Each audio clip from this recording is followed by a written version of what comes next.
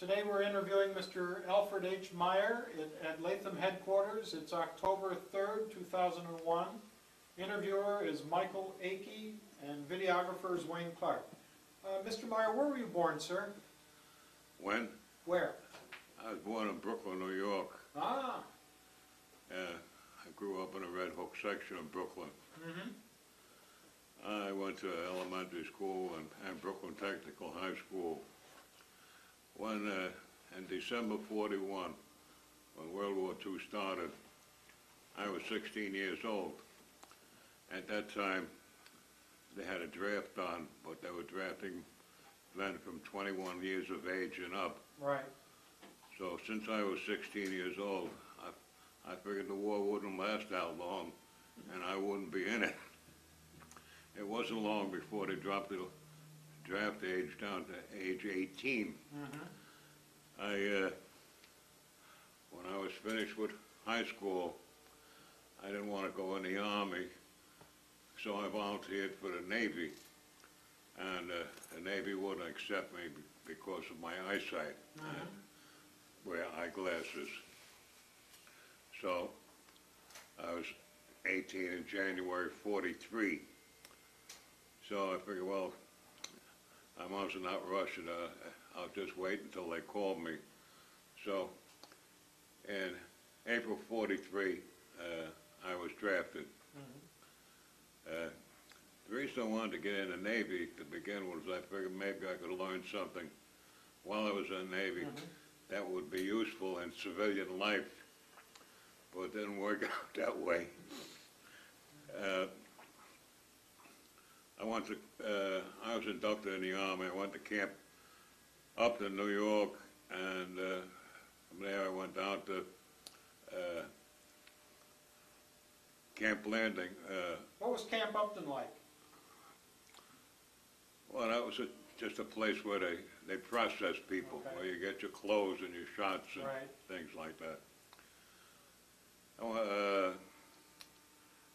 We got on a Pullman train and we went down to Florida, and I was assigned to the 66th Infantry Division, and I was in Company D, which is a heavy weapons company that consists of machine guns and 81 millimeter mortars, and I was trained as a Mortarman. How was basic training? Lousy. This is your first time away from home, pretty much? Yeah, I was homesick. Okay. Yeah. I lived sort of a sheltered life until I was taken away, but that was good that I got away from my mother's apron strings. So basic was lousy, huh? What didn't you like about basic training? I didn't like close order drill. Okay. I figure I'm not doing anything that's useful, marching up and down and left and right. If they put me on garbage detail or something like that, I feel I was doing something worthwhile. Things were going bad in Africa, and they wanted volunteers to go to Africa. If you volunteer, they give you a furlough immediately, and when you come back, they would ship you out. I wanted to get home for a visit, so I volunteered, and I always wanted to see Africa. So I went home on a furlough. When I come back and I reported, they said, "You're not going." I said, "Why not?" They said, "Well, we lost your shot records, so we have to take you, we can't send you. You have to take your shots all over again." So I took my shots all over. After we left Camp Landing, Florida, then we went to Camp Joseph T. Robinson in Arkansas. That's near Little Rock. And it was nice there. I liked Arkansas and Little Rock. A little different than Brooklyn. Yeah. I was with a bunch of hillbillies. And what they think about a New York boy? Well, I was telling stories, you know, about things that happened in New York.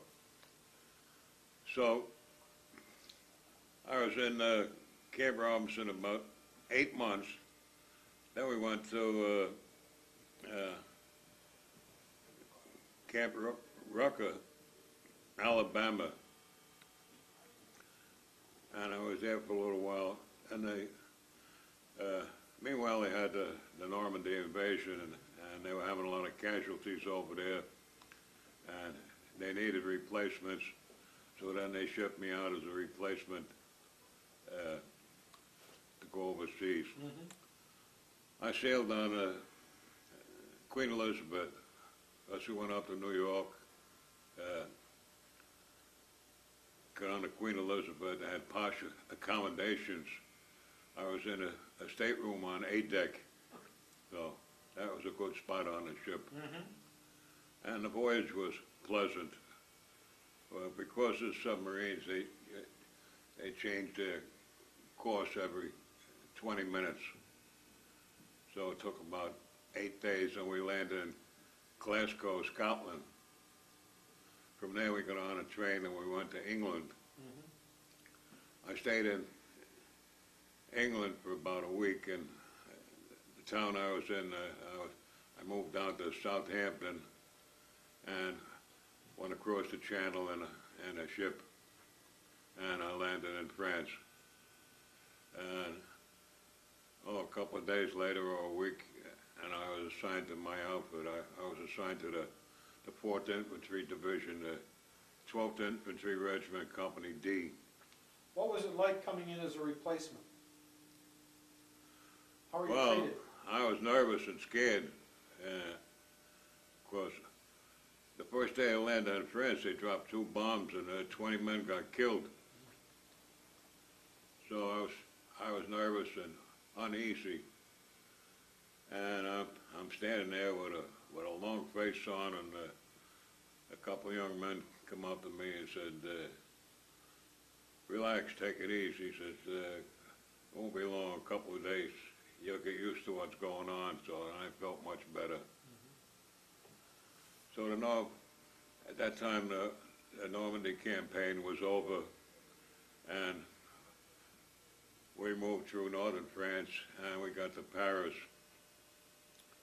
We got to Paris, near Paris, we were digging our foxholes to sleep for the night, and we could see Paris over the horizon. And one fellow said, hey, that must be Paris. Another one said, yeah, we'll probably go in there tomorrow. And the other guy said, no, I think we'll probably go around it. So we got up the next morning, and we were waiting and waiting. Meanwhile, there was a lot of things going on. Eisenhower and de Gaulle were having an argument. Eisenhower wanted to go around Paris, and de Gaulle wanted the glory of retaking Paris. So politics won out. The best thing would be to go around, but we went through Paris, so I took part in a liberation in Paris. What was that like? Everybody was going crazy there. French people had all the British flags hanging out. They must have thought the British were coming. I don't know where they got all the flags. All of a sudden they changed the flags, they put American flags out, and they were passing out drinks and eats, and I looked, everybody was so happy. I looked over a sea of happy faces, and I said, oh boy, it must have been terrible living under the German occupation. I said, this is worthwhile what we're doing. So we stayed when we went to Paris, we went, that was on, I think it was on a Saturday, August 25th, 44. We went to a park, I dug foxholes there, stayed there for the night. In the morning, whoever wanted to go to church could go to the Notre Dame Cathedral. They're having church services there. Oh, we stayed there for about a week, and then we moved on, going north into Germany. When we got to the German border, we were at the Siegfried line. We walked right through it. We didn't have any resistance there. What was that like? Well, Can you describe it? A lot of pillboxes and you know, dragon's teeth for the tanks and things. We captured a couple of Germans there. Nobody knew we were there, I think. So we kept on going. Now we're getting into September. We went on, and next big thing was the Battle of the Bulge. Oh, no, the next big thing was the Hurtgen Forest. Describe what was that like? Terrible. That was the weather was bad. It was during the month of November. It rained every day. It was bad. It was cold. We were in a forest, and they put the Germans put up stiff resistance there, and both sides had heavy losses. One division after another went in there and got cleaned out. Now, were you a mortarman at that time still? Yes. Okay. And it rained every day, and for a whole month. And 1 or 2 days when it stopped raining, the wind blew the rain out of the trees. I put my overcoat out to dry and it froze. So living was very difficult there. Everybody was getting either sick, wounded, or killed. Casualties were terrible. And they had men out there on the battlefield. They were lying out there for 3 days and nobody could get to them. They asked for volunteers to go out and pick them up and bring them to the aid station. So we had in my company had 8 men volunteer. I was one of the volunteers. We managed to go in and get out without getting hurt. None of us were hurt. After the war was over, I received the Bronze Star for that. When we left the Hurtgen Forest, the 4th Division was in combat for about 6 months at that time without any relief. We were supposed to go to Luxembourg for a rest. That was sort of a dead front. We moved us to Luxembourg, and that's when the Battle of the Bulge started. We went from the frying pan into the fire. During the Battle of the Bulge, I was in Patton's army at that time.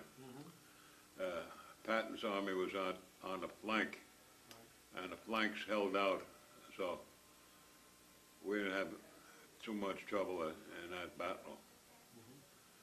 And time went on, a lot of snow, a lot of cold. If I had a cup of coffee, before I could finish the coffee would freeze in the cup. It was so cold, bitter cold. How'd you stay warm? Bundled up, 2 pair of pants, overcoats, gloves, boots.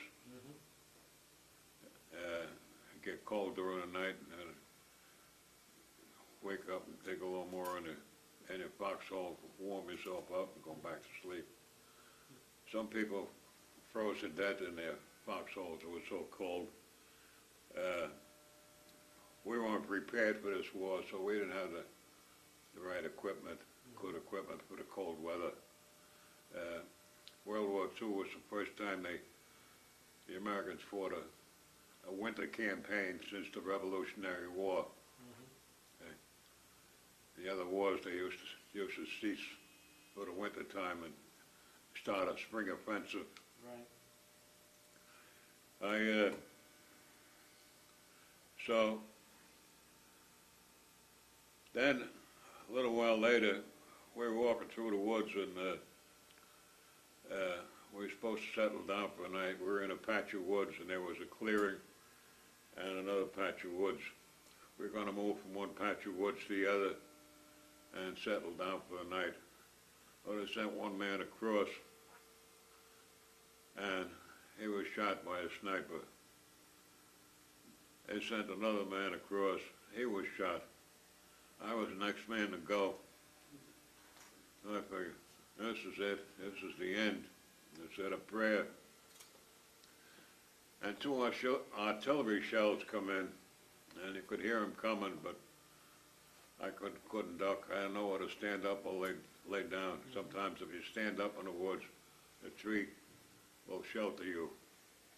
So I got shrapnel in my kneecap, and I went back to the aid station. So little by little, I was taken back to France, and they operated on me in Paris. Then they moved me to a tent hospital in Normandy area. What was that like? It was nice.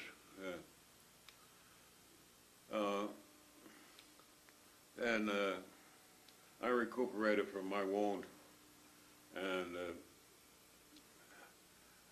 I was ready to go back and be reassigned. And I spoke to a sergeant. He's doing the paperwork, and he said, I'm going to put you in the rear echelon. I said, I want to go back to my outfit. He said, you do? I said, yeah. He said, are you sure? I said, yeah. I said, can you do it? He said, yeah, we can arrange that. So I figured this war ain't going to last too long. The Germans are just about beat. When it's over, they'll have no use for the infantry, and they'll send us home. See? So wasn't long, and hostilities ceased. I rejoined my outfit, and hostilities ceased. And we did various things for a while. One time we were in charge of a prison camp there, and then we was, like I said, we were shipped back for the States. See? What was the prison camp like? They had, it was bad. They had war criminals there, real bad people, not ordinary soldiers, you know. So you had to be careful. Mainly it was guard duty, you know. Do you speak German? No.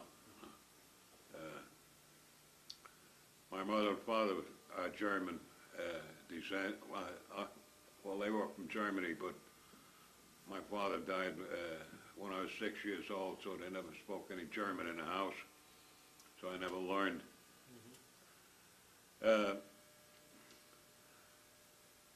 So I come back on what they call a victory ship. This time I didn't have posh accommodations. I was down in a hold, stacked in there like sardines. But it was a pleasant trip.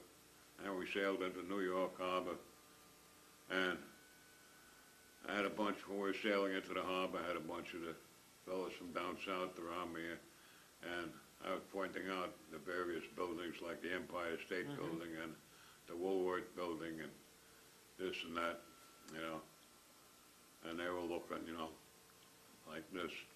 So were you treated pretty well by these guys? They never saw those tall skyscrapers, you know. We passed by the Statue of Liberty, which was on Bedloe's Island. They call it Liberty Island now. It used to be Bedloe's Island. And Governor's Island. And right across from Governor's Island is where I used to live, you know. You could almost see my house. When I left New York, on the Queen Elizabeth, I looked over where I lived, and I said, oh boy, I wonder if I'm coming back, you know. Was there a parade when you came back? Oh yeah, yeah. Big reception. All the relatives were there.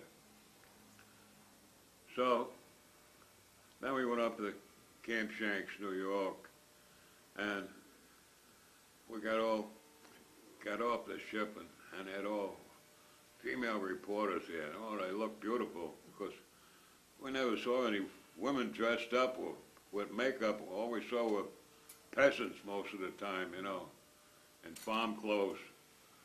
They weren't bad women, but they weren't that attractive, you know. And we went up to Camp Shanks and they had a telephone exchange there, and you could go in a telephone booth and call home, and you go up to the desk and you pay them whatever it cost. So I went to the booth and I called home, tell them I was back in the States. Of course, everybody was excited. And from there, I went down to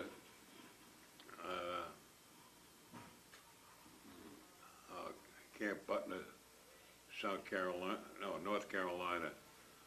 That was near Raleigh.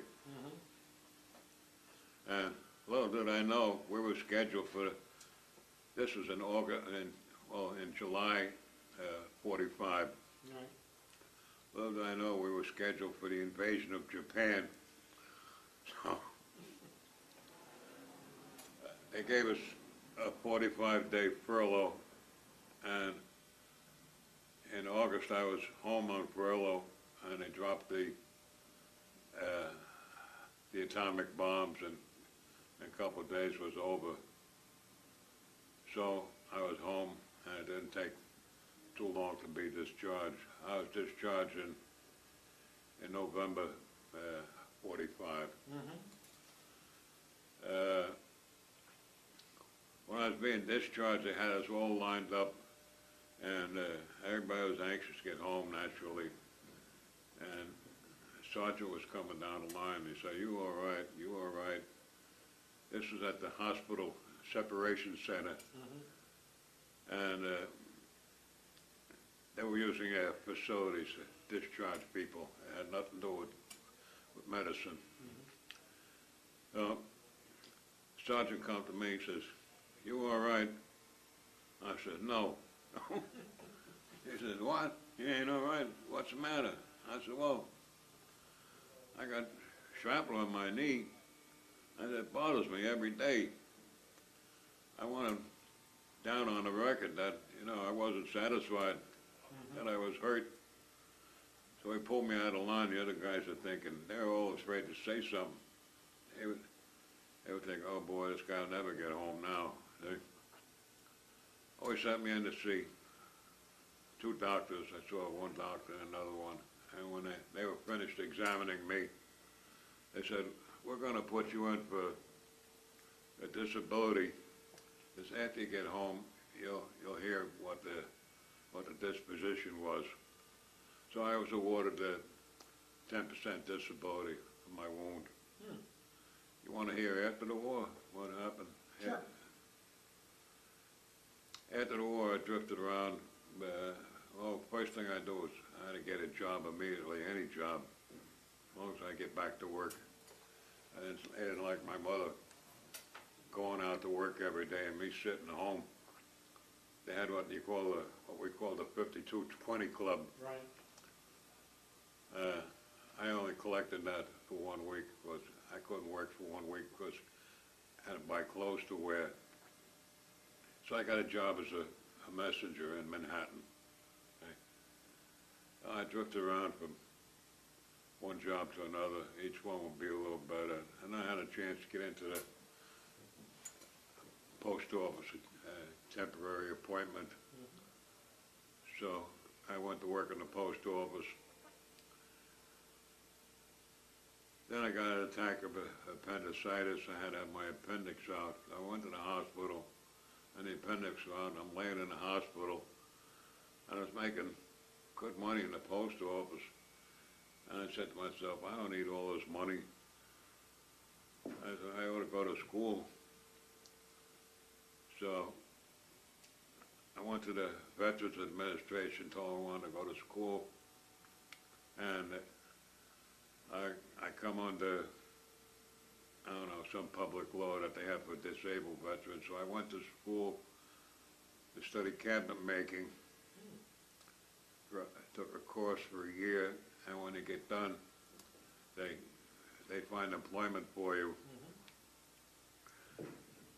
While I was taking a course, I visited a furniture factory, and I saw the working conditions there, and I figured it was no job for me.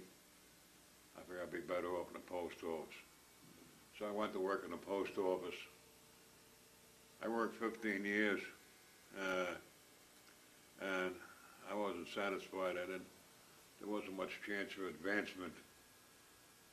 So I quit the job, and I was still living in Brooklyn there, and I went to work for the New York State Thruway Authority, and I worked up in Albany, New York, and we moved up in that area, Schenectady, and I managed to advance a couple of times. I worked around 26 years there, and I retired, and that's the end of the story. And now I'm happy, relaxed, and retired.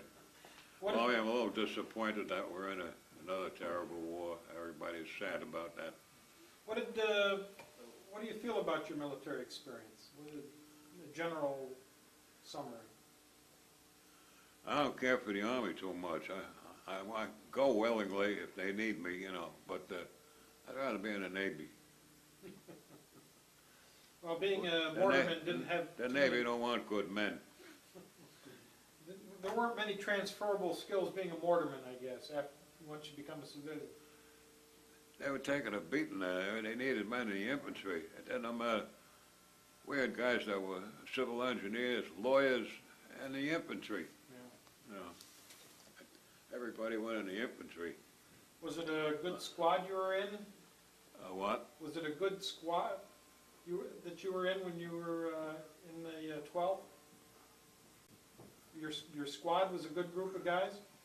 Yeah. Only couldn't make many friends because people were missing all the time, you know. One time I almost got captured. They had an outpost with a section of machine guns. You know, a section of machine guns, two machine guns and a couple of squads of men.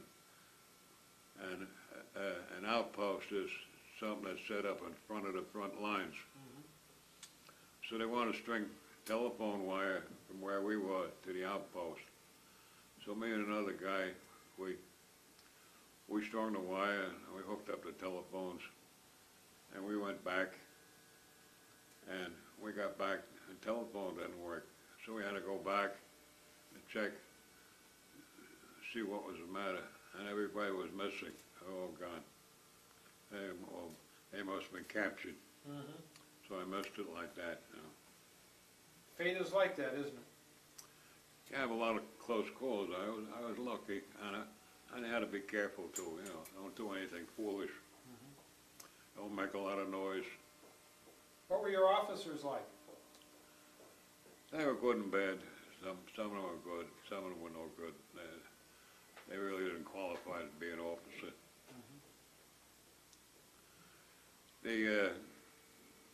When I was in the 66th Division, the food was terrible.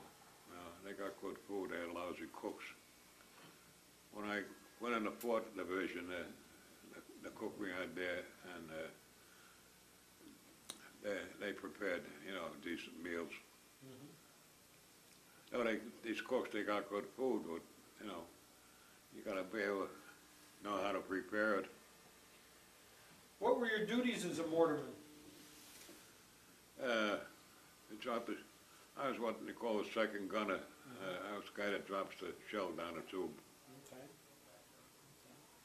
Okay. After a while, they made me a radio man. I carried a radio on my back. It weighed about 35 pounds. And you go up the front and with a lieutenant, and you direct the mortar fire, see. So you went to the forward observer. The mortars are usually about maybe 300 yards behind the actual front, see. When I made me a radio man, I figured, well, that was it. That was a more dangerous job, you know. But I pulled through, all right. How was the equipment in general? The equipment was good. Oh, the Germans had better equipment, you know. They had better artillery pieces, better this and better that. Our rifle was better than theirs, you know. We had the M1 rifle. That was very good. Right. Good piece. I think the Germans had better pistols. Maybe, maybe not. I don't know. They had 38 caliber pistols. We had 45s. Can't hit anything with them. But You carried what, an M1? no, carbine. Oh, you carried a carbine? Because I had the radio. See, carbine is a little lighter. How was that? Oh, they're good, but they're not good. They're only good for maybe about 300 yards, you know, 200-300 yards. The M1 is better, you know. But I didn't shoot any rifles. See, that wasn't my job. See. In fact, I never shot a gun over there. Really? Yeah, I was in 4 campaigns. I was with the Mortar and the radio. See, right. It wasn't my job to shoot people or shoot at people. But I had to duck bullets and shells. What did you worry about the most?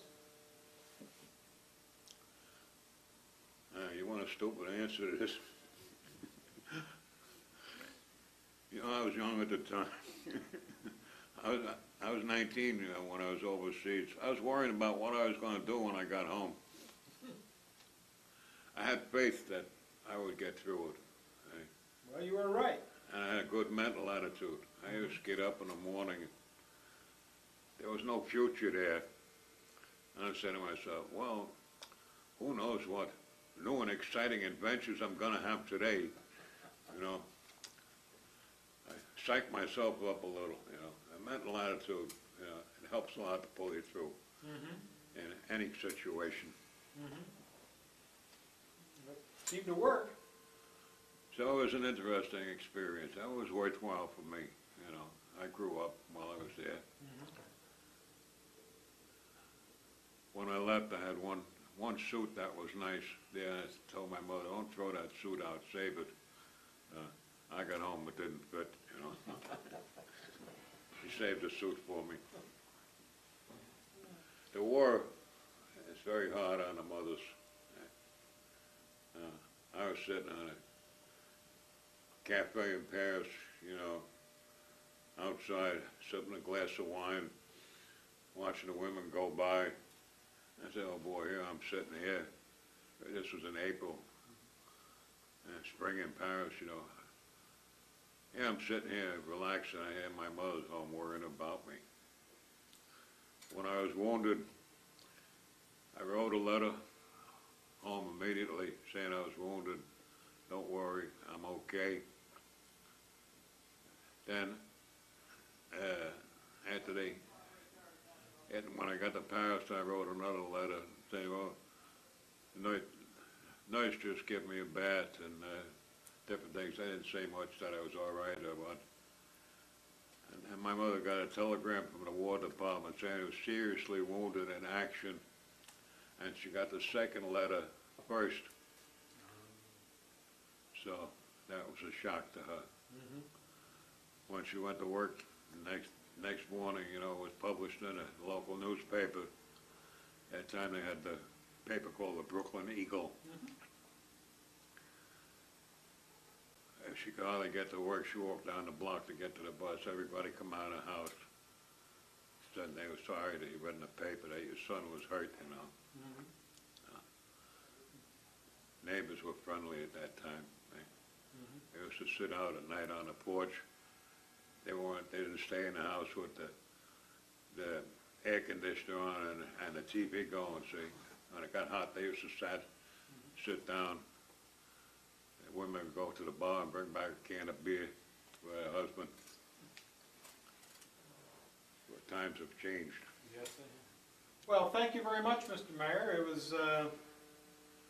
yeah, I think it was interesting. Yeah. Wasn't it? Yes, it was. We appreciate you coming. We have a little paperwork.